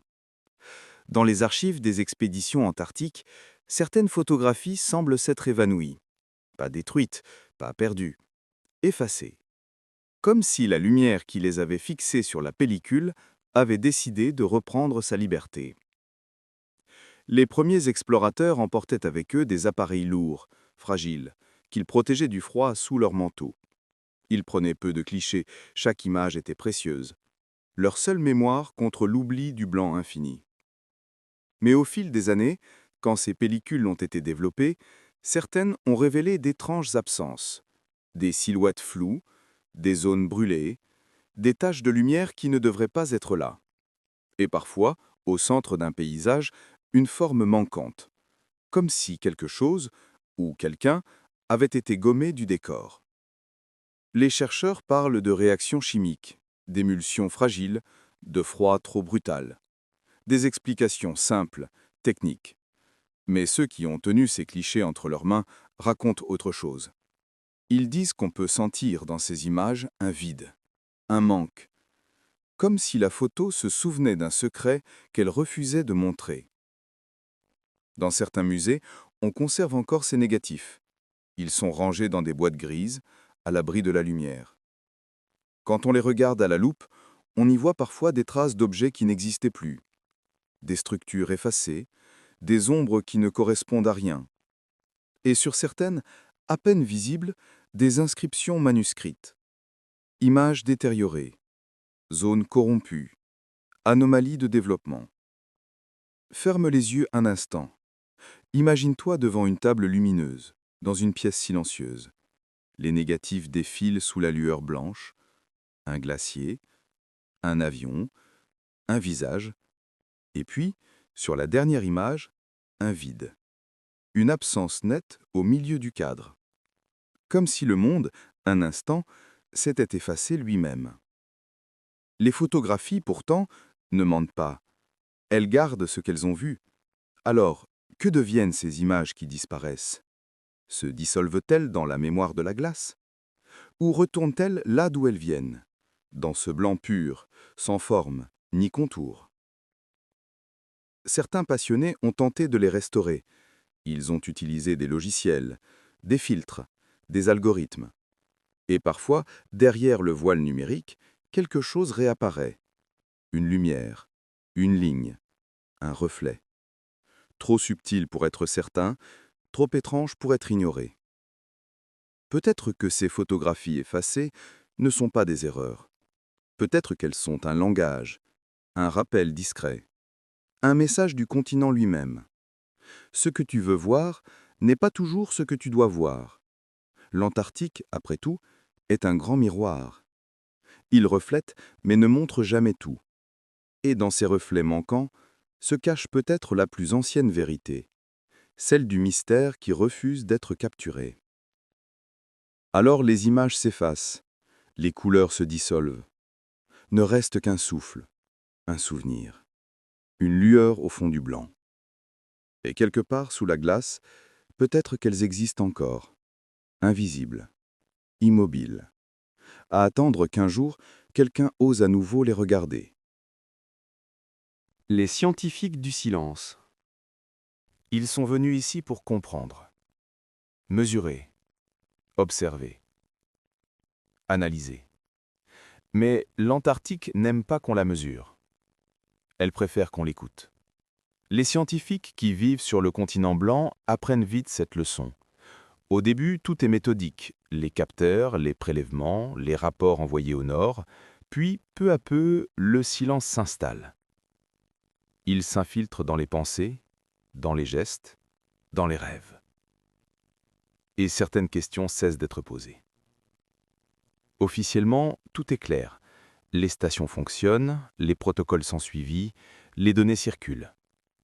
Mais parfois, dans les couloirs des bases, quand la nuit polaire dure depuis des mois, il se passe autre chose. Des phénomènes que personne ne note. Des anomalies que personne ne commente. Une lumière sous la glace.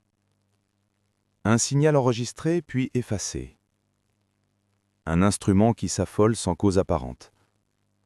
Des sons captés à des kilomètres de profondeur, trop réguliers pour être naturels. Alors les scientifiques se taisent. Ils sourient quand on leur pose la question. Ils parlent de bruit ambiant, de perturbations magnétiques, de simples coïncidences. Mais leurs yeux, eux, trahissent autre chose. Une inquiétude calme. Une fascination qu'ils n'osent pas nommer. Certains de retour dans le monde n'en parlent jamais. Ils quittent la recherche, changent de vie, s'éloignent de la science. D'autres continuent, mais leurs articles deviennent prudents, vagues, parfois volontairement incomplets. Comme si certaines découvertes devaient rester dans le froid. Ferme les yeux. Imagine ces visages fatigués, éclairés par la lueur bleue d'un écran. Au milieu de la nuit antarctique, leur souffle condense dans l'air glacé. Ils observent les données défiler, les chiffres s'aligner, les signaux répéter un motif qu'ils reconnaissent.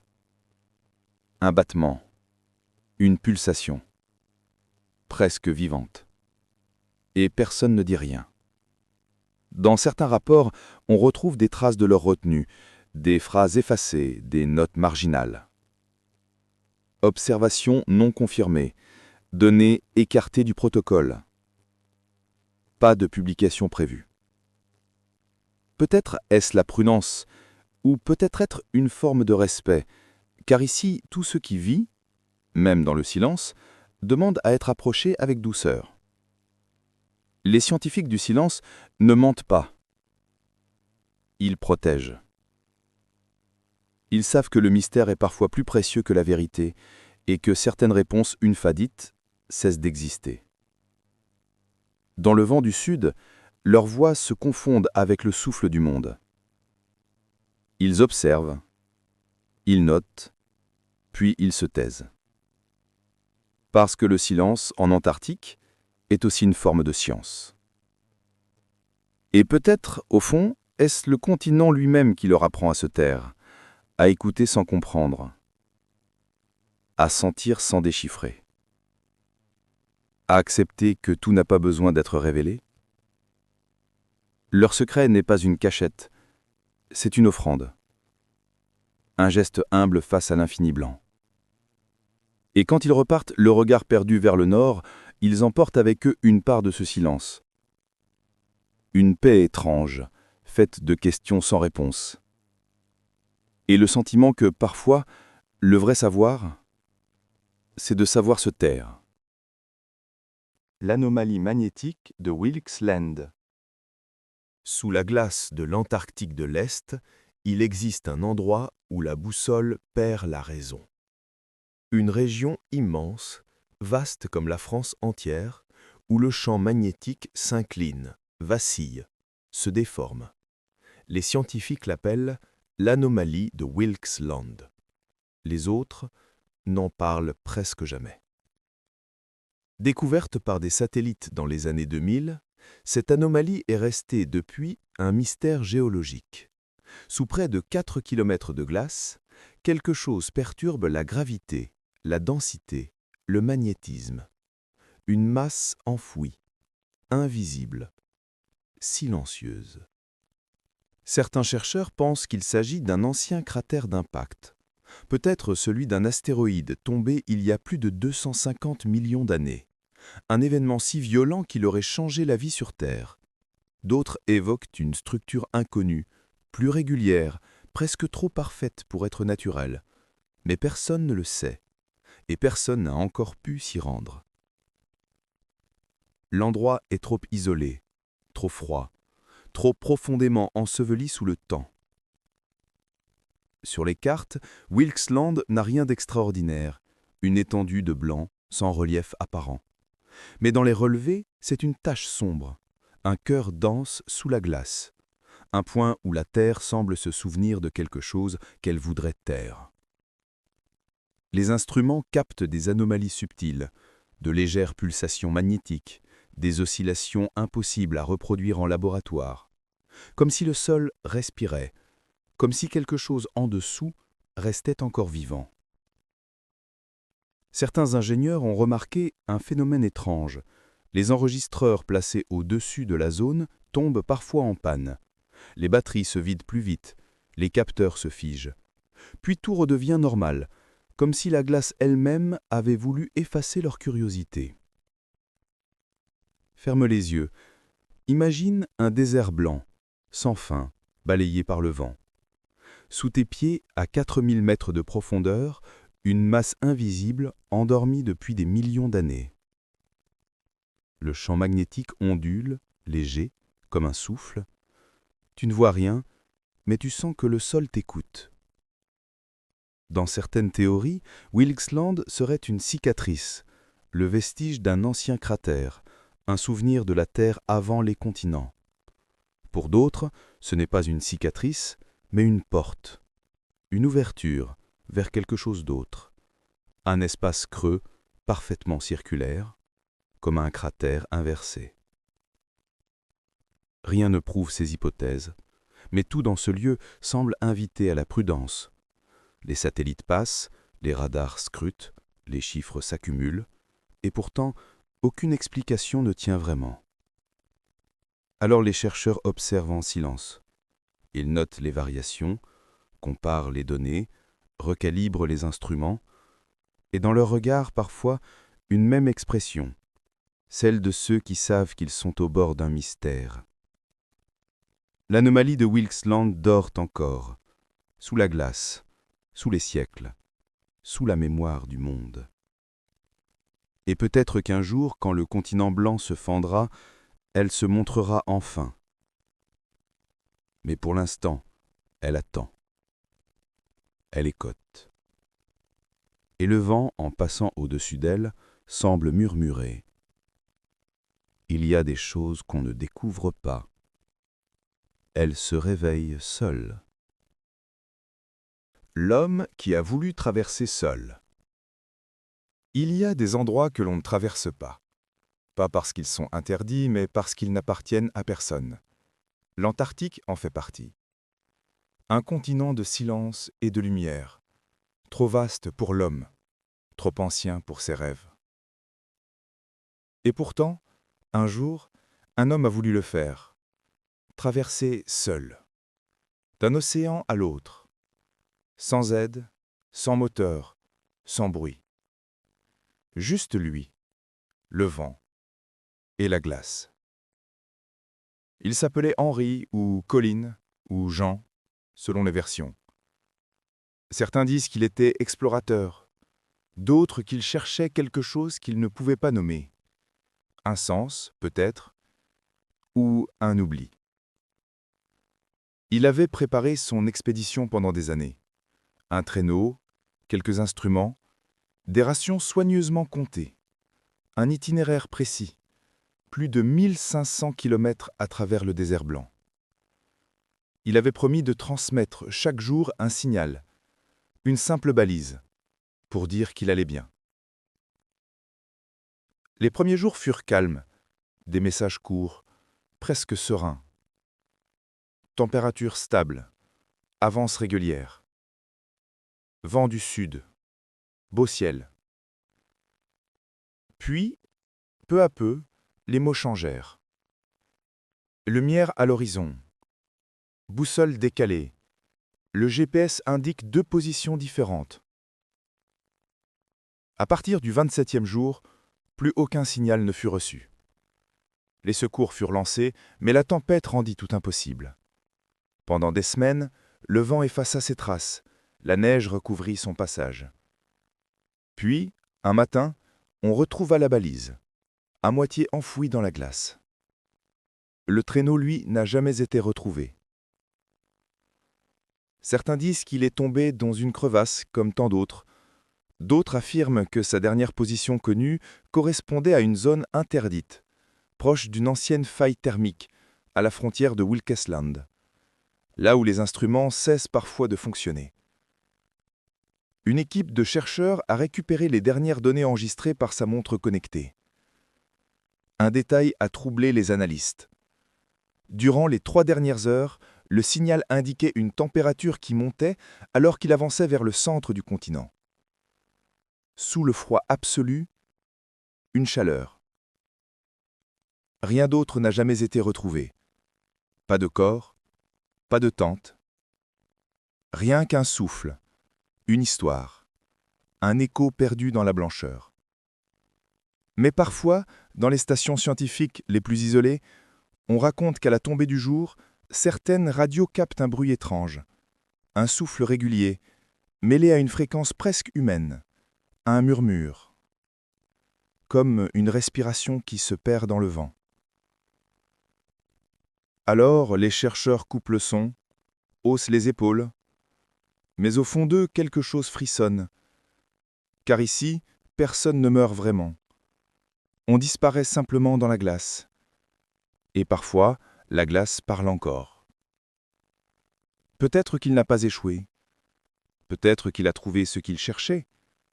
Un passage. Un lieu où le temps s'arrête, où la solitude devient lumière. Et quand le vent souffle, long et doux sur le continent blanc, on dirait qu'il murmure son nom. L'homme qui a voulu traverser seul. Celui qui, peut-être, a compris que l'Antarctique ne se conquiert pas. Elle s'écoute. Les vents de l'éternité. En Antarctique, le vent ne souffle pas. Il chante. Un chant ancien, long, continu, qui traverse les siècles sans jamais faiblir. Ici, il n'y a ni forêt pour l'arrêter, ni mur pour le briser, seulement la glace, la roche et le vide. Certains vents y naissent et ne meurent jamais. On les appelle katabatiques, des souffles froids, glissant des hauteurs vers la mer, accélérant sans fin. Mais les anciens explorateurs, eux, leur donnaient d'autres noms. Les voix du pôle, le souffle des anciens, le vent de l'éternité. Ils disaient qu'à certaines heures, lorsque la lumière s'efface et que le ciel devient d'un bleu presque noir, on peut entendre dans le vent des sons qui ne sont pas tout à fait naturels.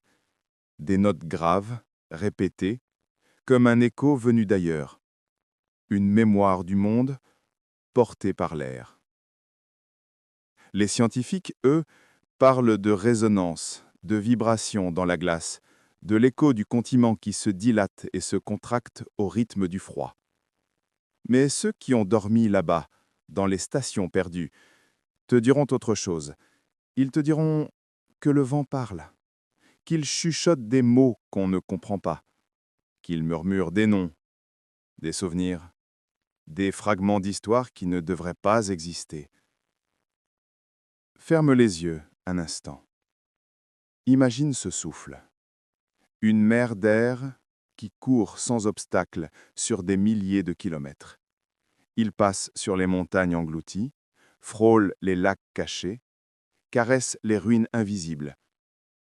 Il ramasse tout, le sel des anciennes mers, la poussière des météorites, les traces de ceux qui ont marché ici, puis il s'en va, emportant avec lui un peu de chaque chose. Certains chercheurs affirment qu'à travers ce vent, on peut presque entendre le battement du continent, comme si la glace respirait, comme si la terre sous son manteau blanc gardait une conscience. Dans la nuit polaire, le vent devient plus fort, plus dense, presque vivant. Il s'engouffre entre les crevasses, hurle dans les antennes, fait vibrer les murs des stations. Et parfois, au milieu de cette symphonie glacée, un son différent s'élève. Une fréquence basse, lente, qui semble suivre une cadence, un chœur. Alors, certains se lèvent, sortent dans le froid, regardent l'horizon. Mais il n'y a rien. Rien que la blancheur et le vent. Et pourtant, ils jurent avoir senti une présence, comme si quelque chose, dans l'air, les observait en silence. Les vents de l'Antarctique ne se contentent pas de traverser l'espace. Ils traversent le temps. Ils ont vu les forêts anciennes, les mers disparues, les hommes qui ont osé s'y aventurer. Et quand ils soufflent sur les vieilles stations, sur les tombes oubliées et les drapeaux déchirés, ils semblent rappeler à tous la même chose. Vous passez. Nous restons. Peut-être que le vent est la seule voix du continent. Un souffle qui se souvient de tout, qui porte les histoires de ceux qui ont voulu le comprendre, et quand il s'élève, libre et infini, il emporte nos rêves, nos peurs, nos promesses. Là-bas, au bout du monde, rien ne parle plus fort que le silence du vent. Un silence plein, vivant, presque sacré. Et si tu tends l'oreille vraiment, tu y entendras peut-être un murmure familier, celui de la terre, respirant encore dans les vents de l'éternité. Les étoiles du Sud. La nuit antarctique n'est pas noire. Elle est bleue, profonde, parcourue de reflets lointains. Là-bas, sous le souffle du vent éternel, le ciel s'ouvre comme une mer inversée. Et dans ce silence parfait, les étoiles veillent. Elles ne brillent pas comme ailleurs. Ici, la lumière semble plus lente, plus fragile, presque vivante. Chaque point du ciel palpite avec douceur, comme un cœur très ancien qui continue de battre au-dessus du monde. Les anciens navigateurs les appelaient les étoiles du Sud, la croix du Sud, les veilleurs, les messagères. Elles guidaient ceux qui s'égaraient dans la blancheur, rappelant la direction du monde quand tout semblait se confondre. Sous ce ciel, tout paraît immobile. Et pourtant, Les étoiles bougent, lentement, dessinant des cercles invisibles autour du pôle céleste. Leur danse dure des siècles. Elles tournent au-dessus de la glace comme si elles surveillaient le continent, patientes, inaltérables. Certains scientifiques, lors des longues nuits d'hiver, sortent un instant des stations de recherche. Ils s'éloignent des lampes, des machines, des écrans. Et quand ils lèvent les yeux, le temps s'arrête. Leur souffle se fige, la glace craque sous leurs pas, et le ciel leur répond. Un silence d'éternité. Parfois, une lumière traverse l'horizon, une traînée fine, éphémère, une météorite peut-être, ou autre chose. Car ici, dans l'air pur du pôle, les frontières entre le réel et le rêve s'effacent. On dit que certaines nuits, les aurores se mêlent aux constellations, dessinant sur la glace des reflets verts et violets, comme si le ciel descendait un instant pour toucher la terre. Ferme les yeux. Imagine-toi là, seul, debout sur cette étendue blanche. Le froid t'entoure, le vent glisse sur ton visage, mais au-dessus de toi, le firmament s'ouvre, infini. Les étoiles semblent proches, si proches que tu pourrais les effleurer. Elles scintillent sans bruit, comme des pensées qui flottent entre deux mondes. Peut-être que chacune d'elles garde le souvenir d'un regard, d'un vœu, d'un voyageur perdu. Peut-être qu'elles observent encore les traces laissées par ceux qui ont traversé ces terres de silence. Elles savent, elles se souviennent. Quand la nuit touche à sa fin, le bleu du ciel s'éclaircit lentement. Les étoiles s'effacent, une à une, comme des secrets qu'on range au matin. Mais leur lumière, elle, reste suspendue dans l'air, invisible, présente. Et l'Antarctique retrouve son visage de jour, calme, immaculé. Car ici tout recommence sans cesse. La glace, le vent, la lumière, les ombres. Et les étoiles du sud, patientes et fidèles, reviennent chaque nuit, rappelant à ceux qui rêvent que, même au bout du monde, le ciel n'a jamais cessé de parler. Les animaux du grand froid. Sous le souffle glacé du vent austral, la vie persiste. Silencieuse, rare, mais tenace. L'Antarctique semble, à première vue, un désert parfait. Un monde figé, sans battement, sans voix. Et pourtant, derrière la blancheur, quelque chose respire. Au loin, sur la banquise, un cri résonne. Un son pur, presque métallique, le chant d'un phoque de Weddell. Sous la glace, il glisse dans un labyrinthe de tunnels bleutés, chassant dans une mer sans lumière. Sa peau argentée capte les reflets de la lune, et chaque bulle qu'il laisse derrière lui semble une étoile en mouvement. Plus loin, dans la nuit polaire, les manchots empereurs avancent, serrés les uns contre les autres. Leur marche est lente, obstinée, presque rituelle. Ils traversent des kilomètres de glace pour retrouver le lieu où la vie renaît.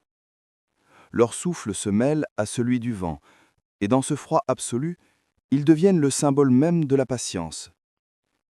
Chaque œuf, fragile et tiède, porté sur les pattes d'un père immobile, abrite une promesse minuscule, celle que la vie, même ici, ne renonce jamais. Dans les eaux sombres, les géants passent. Les baleines bleues, presque invisibles, glissent sous la banquise comme des ombres de ciel. Elles viennent des tropiques pour se nourrir, pour chanter dans les profondeurs. Leur chant, grave et lointain, résonne sous la glace comme un écho venu d'un autre monde. Certains chercheurs disent que ces sons voyagent à travers des centaines de kilomètres. Un murmure qui relie les océans, un fil invisible entre les continents. Et puis, il y a les oiseaux. les pétrels, les skuas, les sternes, les albatros. Ils volent là où aucun autre être ne volerait, dans des vents qui brisent les ailes et des ciels sans repère. Leur vol est une prière, un geste ancien tracé au-dessus de la glace depuis des millénaires. Quand ils disparaissent à l'horizon, on dirait que le monde entier retient son souffle. Ferme les yeux un instant. Imagine cette mer blanche, cette lumière qui ne se couche jamais vraiment. Sous la glace, des créatures bioluminescentes dérivent lentement, illuminant les abîmes comme des lanternes oubliées. Des poissons transparents, des méduses aux filaments bleus, des êtres qui n'ont jamais vu le jour. Ils vivent dans le silence, là où le temps s'étire, là où tout semble immobile. L'Antarctique ne crie pas la vie, elle la murmure. Elle ne s'impose pas, elle persiste. Chaque battement d'aile, chaque souffle, chaque mouvement dans la glace est un miracle discret. Ici, survivre, c'est déjà une forme de poésie. Et quand vient la nuit sans fin, quand le vent hurle et que le froid semble vouloir tout effacer, les animaux du grand froid continuent, fidèles. Ils gardent le secret d'un monde qui ne cède jamais, d'une nature plus forte que le vide. Et peut-être que dans leur silence, ils nous rappellent ceci, que la beauté n'a pas besoin de chaleur pour exister, et que même au cœur du gel le plus profond, la vie trouve encore le moyen de chanter. Le chant du pôle. Il y a des nuits où le vent se tait, des nuits où la glace ne craque plus, où le monde semble suspendu dans une respiration unique. Alors, au cœur de ce silence absolu, quelque chose se met à vibrer. Un son si bas, si profond, qu'on ne sait pas s'il vient de la Terre ou de soi. Les scientifiques l'appellent infrason polaire, des fréquences trop graves pour l'oreille humaine, mais que les instruments captent parfois. Un murmure continu, ondulant sous la surface du continent. Certains y entendent les mouvements de la glace, les souffles de l'océan, emprisonnés. D'autres, plus rêveurs, parlent d'un chant, le chant du pôle. C'est un son ancien, presque organique. Il se déplace sous les glaciers, se perd dans les failles, résonne dans les cavernes d'air. On dit qu'il change avec les saisons, qu'en été, il devient plus léger, comme un souffle qui monte vers le ciel, et qu'en hiver, il s'alourdit, grave, vibrant comme un battement de cœur enfoui, un battement qui appartient à la terre elle-même. Les rares chercheurs qui l'ont enregistré racontent qu'ils ont ressenti une étrange paix, une impression d'être enveloppés, bercés par quelque chose de plus vaste que le temps. Ce n'était ni une mélodie, ni un bruit, plutôt une présence, un murmure qui semble dire « Je suis encore là ». Ferme les yeux. Imagine-toi seul sur la banquise, dans l'obscurité la plus pure. Le vent s'est arrêté. Sous tes pieds, la glace respire doucement. Et, dans cette respiration, tu entends une note, longue, profonde, presque imperceptible. Elle monte de la terre, glisse dans l'air, puis redescend comme une vague isolée. C'est le chant du pôle, un son sans origine, sans fin, qui relie la glace, la mer et le ciel. Peut-être que c'est la mémoire du monde qui s'exprime ainsi, ou le souvenir des premiers vents, des premiers flocons, quand la terre était encore jeune. Certains disent qu'en l'écoutant assez longtemps, on peut sentir le rythme du globe, le battement lent de la planète endormie. Dans les stations isolées, parfois, les antennes captent ces vibrations. Elles les traduisent en ondes, en images, en chiffres. Mais, au-delà des mesures, il reste ce mystère. Pourquoi ce son émeut-il tant ceux qui l'entendent ? Peut-être parce qu'il nous parle dans une langue oubliée, celle du silence, de la glace, du temps. Quand la nuit se dissipe et que la lumière revient, le chant du pôle s'effrace. Il retourne dans les profondeurs, discret, patient. Mais ceux qui l'ont perçu savent qu'il ne disparaît jamais vraiment. Il veille, il attend. Et parfois, quand tout s'arrête, on croit encore l'entendre. Une vibration douce, venu du fond du monde, un chant sans mots qui dit simplement « tout est encore vivant ». Le retour vers la lumière.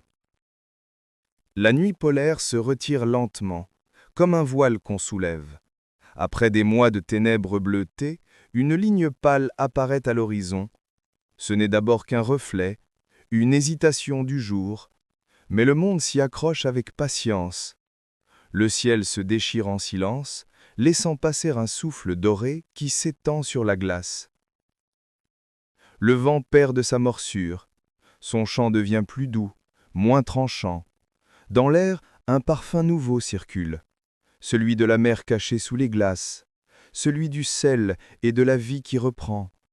Sur la banquise, la lumière s'avance, comme une marée lente, dévoilant des reliefs que l'obscurité avait effacés. Les montagnes de glace se colorent de rose, puis d'or. Leur surface se gorge de lumière et renvoie au ciel des éclats d'une pureté presque liquide. Les crevasses se remplissent d'ombres bleues, les sommets brillent, les contours se redessinent. Partout, la blancheur s'éveille, scintillante et fragile. Les colonies de manchots s'animent, des cris courts, familiers, percent le silence. Les adultes se redressent, les jeunes s'approchent du bord de la banquise, attirés par les reflets mouvants de la mer. Au-dessus d'eux, les pétrels et les skuas reprennent leur vol circulaire, traçant de longues arabesques au-dessus du continent encore glacé. Sous la surface, les phoques glissent dans l'eau claire. Leur respiration soulève des nappes de vapeur qui se dissipent aussitôt. Les baleines, plus loin, remontent vers la lumière. Leur souffle éclate à la surface, un nuage d'air et d'eau suspendu un instant dans le froid du matin. Le paysage se transforme à mesure que la lumière gagne du terrain. Les ombres reculent, la glace reflète le ciel. Les neiges anciennes marbrées de gris et de bleu s'illuminent. Des fissures s'ouvrent, laissant échapper des bulles d'air prisonnières depuis des siècles, des soupirs du passé, libérés dans l'aube nouvelle. Le silence demeure, mais il n'est plus le même, plus doux, plus habité. On croirait entendre dans la lente respiration du vent un murmure d'équilibre retrouvé.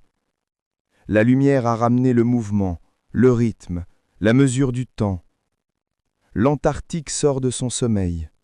Sous le regard tranquille du soleil, la glace scintille, la mer s'étire, les montagnes se redressent. Tout respire à nouveau. Le jour s'installe, pur et clair, sur le continent immobile. Et dans cette clarté retrouvée, le monde recommence à exister. L'éternité blanche. Au cœur du continent, la lumière ne connaît plus de fin. Le soleil tourne lentement autour de l'horizon, sans jamais disparaître. Le ciel reste suspendu dans une clarté immobile où le jour ne naît plus et ne meurt pas.